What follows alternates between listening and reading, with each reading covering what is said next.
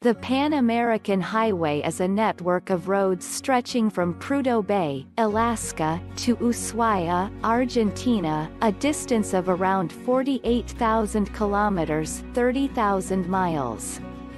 According to Guinness World Records, the Pan American Highway is the world's longest motorable road.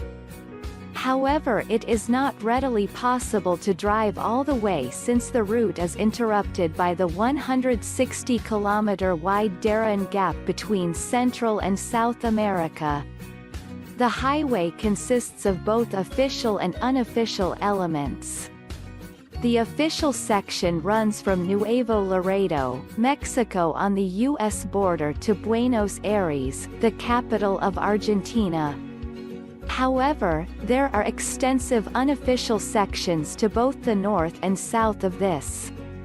The route runs through 14 countries: the United States, Canada, Mexico, Guatemala, El Salvador, Honduras, Nicaragua, Costa Rica, Panama, Colombia, Ecuador, Peru, Chile, Argentina.